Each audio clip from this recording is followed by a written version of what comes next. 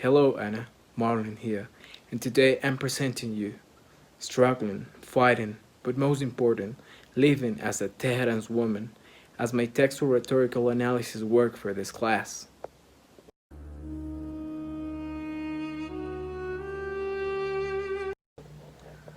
For the thesis, How to Be a Woman in Tehran is an essay written by Habibe Jafarian and published in 2015 at Garnica magazine.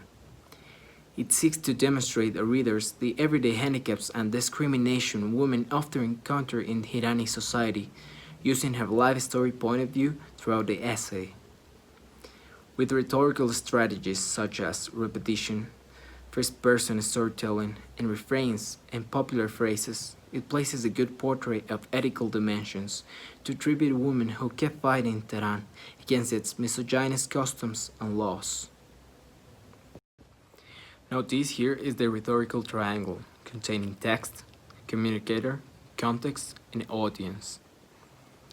For the text, it portrays the women's role and position in Iran's current society from a personal life story, exposing her feelings and fears, but also her actions and achievements. Now who's the communicator, you may ask? It is Habibe Jafarian. You can see her image here. She's a resident in Tehran, but a native from Mashhad, which is the most religious city in Iran. She's also the senior editor of Iranian Film Journal 24 in Tehran. For the context, it was published on March 16th of the year 2015 at Garnica magazine, written by a woman who had lived all her life in Iran, which is a strongly religious society and has a government who prejudices women in various aspects of life. Now for the audience, it was written for readers that are keen on women's situation in the Middle East and as a tribute for women who stay in Iran to fight like her. After Salar Abdoh translation, its audience had increased for Guernica's readers along other online pages where you can find this essay. For the first strategy, repetition, which is strongly linked to the pathos appeals, but also has a little bit of logos in it. Here, the author repeats words and phrases to demonstrate some issues are not single events in her life in Iran, bringing to mind that she goes through endlessly uncomfortable daily situations, exposing her feelings about these to readers. For example, the "I fear for you, Habibe," which was said by her father, her co-worker, and also her boss, shows how, even though she has to do some things to keep up living in Tehran, people usually fear for her, as those things are not doing usually by single women there. Also, she explains her feelings when she said, "I was afraid when I saw my name in the list of not being allowed to the newspaper again. And I was afraid in 2009 when a soldier beat up an infested in front of my eyes." You see, here she said that even though she had to do a lot of things in Tehran, she still had fear. But she should not be pitied about that. She should be respected, as the use of, not only do I have to compete neck and neck with men in this society, or not only on my way home I am being followed by stalkers. Here, she is connecting with readers about all she has to do and how they may think about her. So this strategy helps a lot in it. The second strategy is the first-person storytelling, which is completely linked to the ethos appeal. Using first-person narrative throughout all the essay, the author states the text as her own living experience, enforcing the speech as an authoritative figure, as she is both a woman and a resident in Tehran. You can find the usage of the first person, I, throughout all the essay. Here is an example that I've chosen. I had to dig into my backpack before I found, or as I'd expect, the topography division had a separate entrance for males and females. I told her. She asked if I was sure.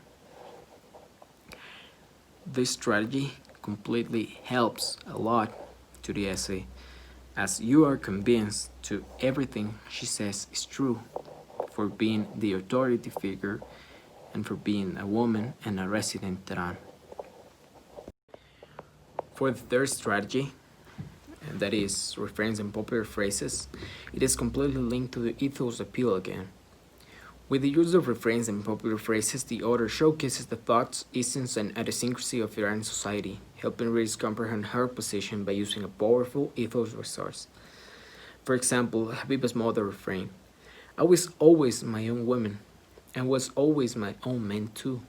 You see, I had to carry my own weight every day of every year, and I mean every bit of it. Here, Habiba's mother explains how in Tehran society, women had a lot harder against men for the privilege religion and government usually gives to them. Also, Habiba's father says some refrains like, a man cannot drive a nail into stone, when he's trying to change Habiba's mind of not studying in Tehran. Or fearfulness, which is the worst traits of in a man, is indeed the best of traits in a woman. And a woman, unlike a man, should have fear. But you have no fear, my daughter, and so I have fear for you. Here, it is exposed how in an Islamic society, women are not seen as being capable of defending themselves. This strategy helps a lot because it gives a lot of context on the essay to the readers, and the readers could feel where in the world she's living at, which society, how they think. So it completely helps and gives a lot of authority figure because refrains are one of the most powerful strategies of using to believe, like you see, the kind of society that Habib is living in. Now for the question, it is an ethical essay? The answer is yes, it is an ethical essay because Habib is not demonizing the society she's living in, or she's not giving an unfair opinion about anything. Habiba just exposes, portrays, and explains how a woman, given her life experience, lives in Tehran. Also, she says, do not pity me, respect me, because I like to keep up in my country and fight. And I have nothing against the people who go out and do not fight this, because this is not their war, this is mine. Last but not least, she gives a neutral response in the last when people usually ask, why haven't you, Habibe, left the country? And she says, I don't have time to speak or learn another language, which completely says a lot about Habibe, that she doesn't want to demonize anyone. She just wants to give us her story. Now, for straining the fact that this is an ethical essay, I found the outside source of Priscilla Offenhauer that titles Women in Islamic Societies, a selected review of social scientific literature, that was published by the Library of Congress in 2005. Here are some phrases like, almost everywhere in the Muslim world, religion-based law is a component of the legal system.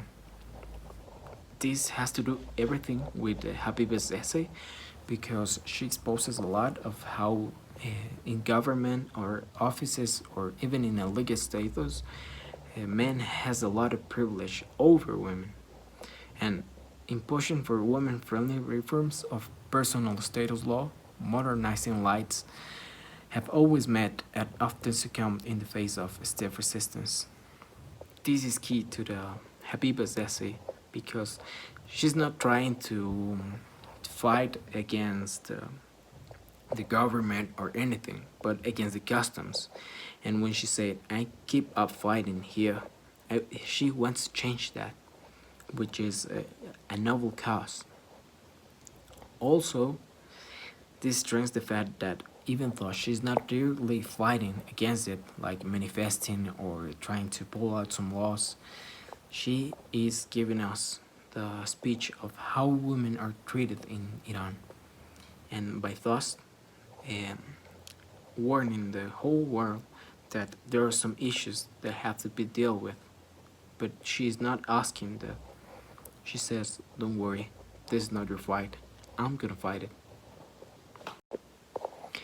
And at the end, there are the works cited: the How to Be a Woman in Tehran by Habibe Jafarian, and Women in Islamic Societies by Priscilla Offenhauer, and also the sites where I got the images from.